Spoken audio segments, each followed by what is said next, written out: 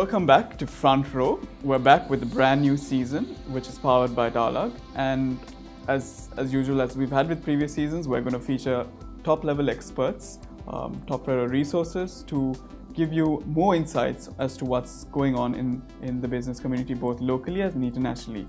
And today is no different. We have with us Mr. Roland, who is the president of the Singapore Chinese Chamber of Commerce and Industry, here with us today to discuss a bit more on the business relationship between the two countries. So welcome, and thanks for being our first guest in this new season. Thank you. Let me just start off with our first question, which is, I think recently in January we saw the two ministers signing off on the FTA, and it was recently implemented.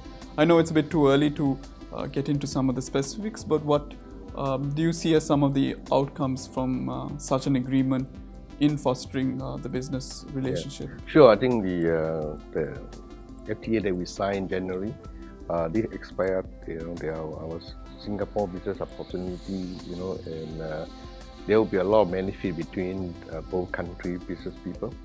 And that's what why we are here today to look at Sri Lanka and see any opportunity there that we can come in together with the Sri Lankan people to do business together.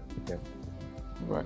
And when you're talking about the opportunities, being very specific as well, what are some of the opportunities Singaporean firms are seeing beyond the FTA? Some of the investment opportunities, trade opportunities that your chamber, for example, is seeing on the horizon?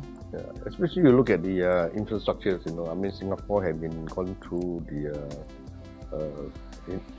internalization and build up very good infrastructures. And right now we can see that Sri Lanka have been doing a lot of infrastructure projects, especially the port that we saw, and also the infrastructure of the transport system.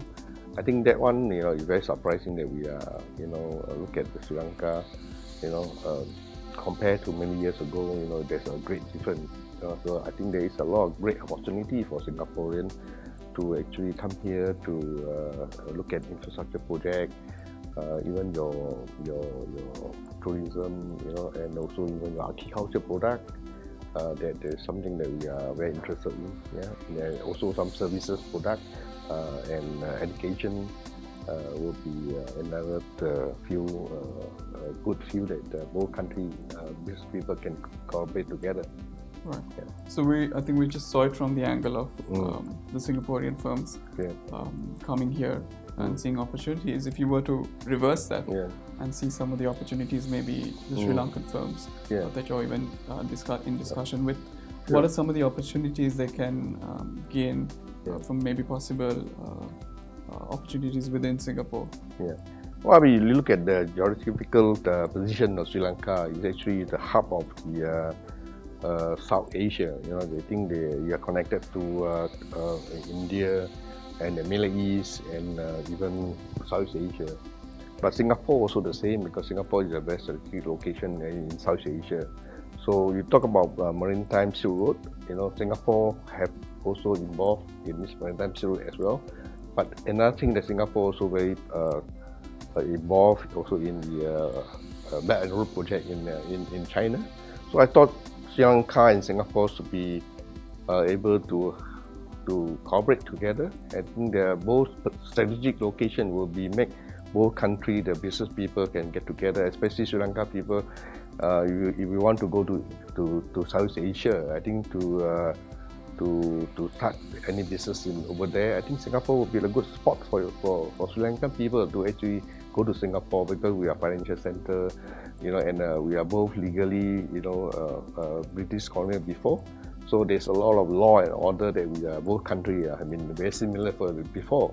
So I think it's very good for Sri Lankan business people, community people to go to Singapore, set up a base there, and then we can work together, and we work from Singapore, and we can both joint venture into the third world country. The third country, in South Asia.